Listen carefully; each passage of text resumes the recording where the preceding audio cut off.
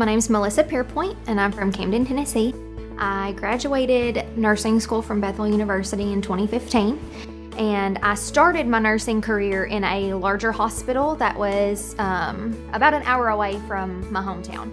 I quickly realized that that was a little bit too big of a change for me, and I started looking into areas that were closer to home, and Paris was the first choice on my list.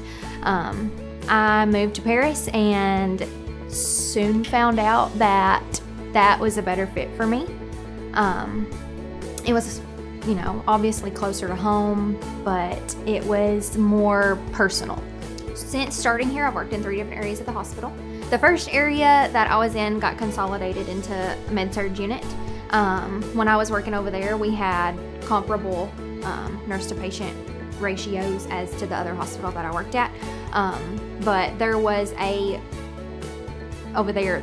big emphasis on, the acuity of patient care really kind of dictated the number instead of, you can have 6 patients, so you're going to have 6, regardless of whether they were walkie-talkies and could move around and do all the things for themselves, or if they were completely bedridden and you had to do everything for them. That was really taken into consideration. And since I've moved to labor and delivery, we have a completely different nurse-to-patient ratio than everywhere else in the hospital, and that is really stressed. We're given a lot of autonomy and being able to say, hey, this patient might not be a one-on-one, but they are taking a lot of time, they're really sick, they have a lot going on. We kind of need to shift that, and our manager gives us that ability to be able to say, hey, I need to take a little bit more time for this, or all of my patients are good, I can stretch a little bit more. There's a lot more leniency of what we can and can't take at that point.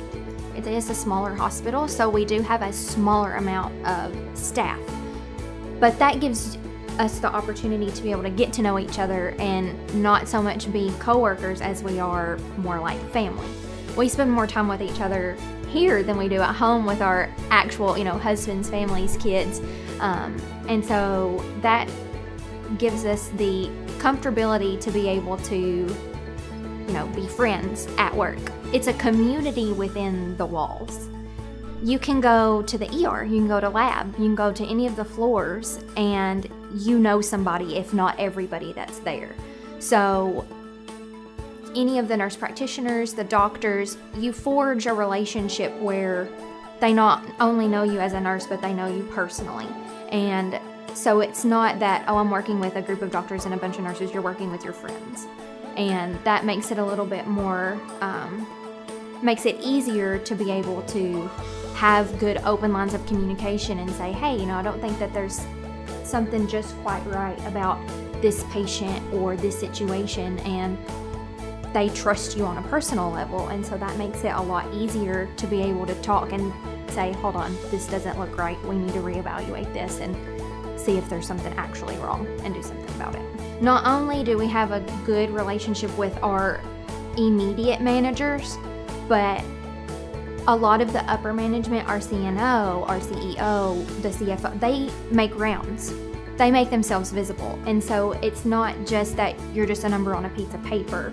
They come around and they actually know who you are and know personal information about you and can talk to you and really want to know what things are going good and what things need to change, and are really proactive about making sure that our needs as frontline staff are met.